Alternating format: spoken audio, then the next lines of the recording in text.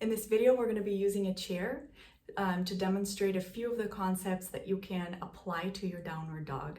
If you don't have a chair, there's still plenty of good information and different exercises that I do without the chair or that can be replaced with something else like a coffee table or blocks or even without any props. So I hope you enjoy it. Have a nice practice.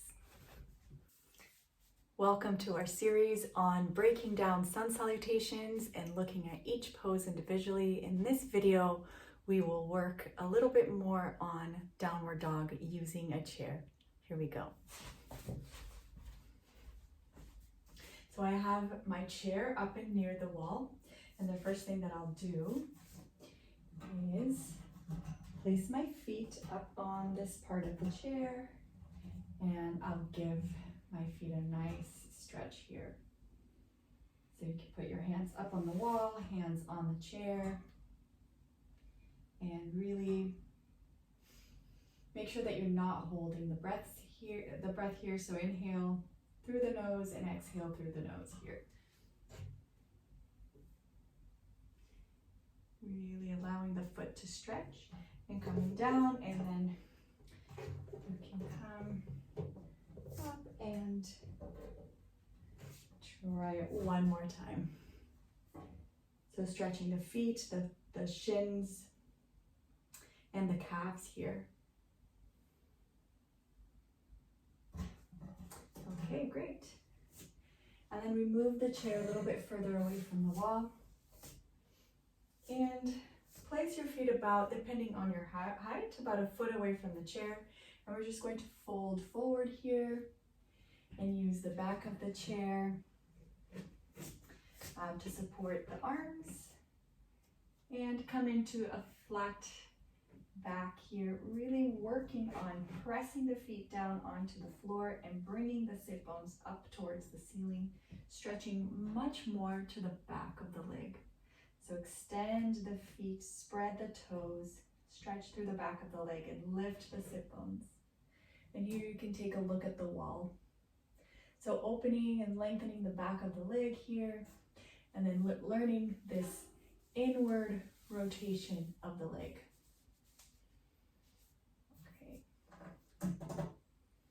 All right, so to show you the inner rotation of the leg a little bit more, what I'll do is I'll use a block. So place a block here in between the legs, and what I'm going to do is I'm going to rotate the legs in so that this block would come out through the back, so rotation of the legs in. So that's the purpose of the block there. So come first, maybe flat back, and start here while you still have, if you still have any tightness in the hamstring, we just come here, or you can use the wall.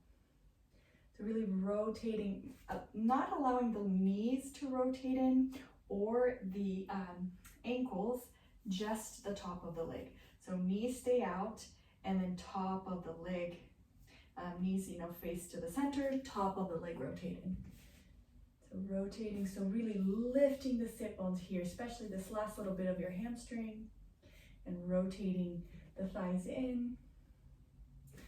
And after a few breaths there, I come back and I use the seat of the chair to go onto my downward dog.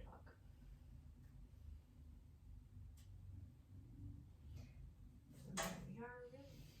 All right, great. So I'm going to remove the block. And I'm going to now turn my chair around. And if I push too much on the chair, sometimes it folds. So be careful, just be aware that that could happen. So I'm going to use the bottom of the chair here, and I'm going to grab my thumb, and I'm going to put the thumb onto this foot of the chair and come up to my downward dog here with my hands turned out. And the same thing, I want to stretch through the back of the leg, roll my inner thighs in, make sure the knees don't follow, and come down. And if I don't have a chair, I can go against the wall with my hands turned out. So index finger and thumb against the wall. Here, and push the hands against the wall. Come up into your downward dog here, and maybe you're in your tippy toes, so you can lift the heels here. Keep the sit bones lifted and descend the heels without losing this lift here. So we'll do this a few times. Lift, lift the heels, keep the sitting bones reaching up towards the ceiling, and then bring the heel down without losing any length you created in the leg. So lift, so we'll do a few of these. Lift and keep the sit bones lifted, the hips untucked, and then the hollow in the belly here. And one more time. All right. And we'll use these legs of the chair here as support for our arms. So here we go. Same concept. So rotate the top of the femurs in, lift through the sit bones, ground the femurs if you can, meaning the top of your femur on your leg, push it back towards the back of the leg. You can just use your hands here on the chair. So it's going to make a loud noise because I was stepping on it. Maybe not. Sometimes it does. So hands on the chair, on the slant, and then downward dog. Pressing the hands, extending the femurs, lifting the sit bone up, rotating the top of the femurs in, straight knees. Make sure that the knees are not turning in here.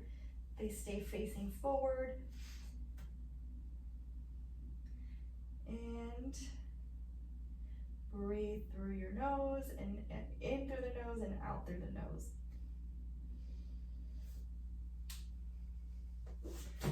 All right. So now I'm going to reverse, and I'm going to put my feet on the chair. Maybe I do need this. So come up.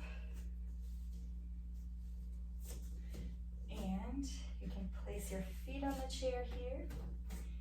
And hands on the mat. And so here gives you a better accessibility to really lengthening, bringing the sit bones to the ceiling and untucking the pelvis here. So untuck the pelvis and untuck and straighten through the back of the leg. There we go. All right. So using the different heights and angles of the chair to really work different aspects of downward dog. So there we were really untucking the pelvis, which is a very important action in downward dog. So if you're not familiar with tucking and untucking, here we are untucking, and here we're tucking. So untucking is this rotation of the pelvis, and tucking and untucking. So in downward dog, we untuck would create a little bit of a back bend. And I'm going to bend forward onto my chair, use some blocks for my arms because I don't reach the ground here. And then with my toes, I'm going to really push, straighten my leg, and then lengthen the back of the leg, rotate the thighs in, push the sit bones up to the ceiling, causing that untucking of the pelvis here. And then go ahead and reach forward onto the blocks with your hands. And release here, lengthen the sides of the body. So really lengthen the sides. And after a few breaths, really use this bar in the back of the chair to lengthen the arms. So I'll put a few blankets here to rest my head, and then come into my child's pose, and then rest the head. And I really use the back of the chair to lengthen the arms and make sure that I have that integrity in the shoulder. So if you can see on the video, here I can just increase the length here on the armpit and have a semi-loose movement on my shoulder, the head of the shoulder. Instead, I can make that movement more compact where I almost grip the head of the shoulder with the muscles, the skin, and lengthen the arm from the bottom of the shoulder blade, which really needs me to release and lengthen the sides of the body more. So instead of just stretching the armpit, make that armpit compact and stretch through the sides, the flank of the body more. And then think of the bottom of the shoulder blade, bring that bottom of the shoulder blade towards the hands.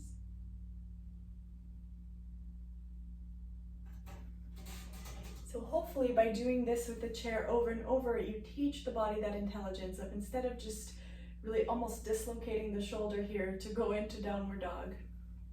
And you create that firmness so that you can grip the head of the shoulder and then move the bottom of the shoulder blade up towards the hand, and that will also allow you to lengthen the sides of the body as well.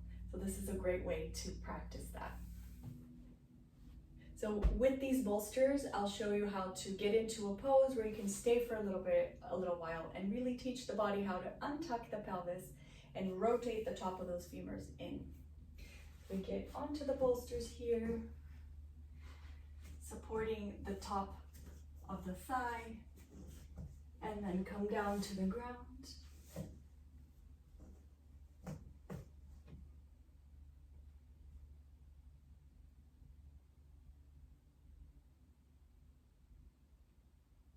So lift the sit bones, untuck the pelvis, lift the point, the highest point in the head of the femur, lift that up towards the ceiling.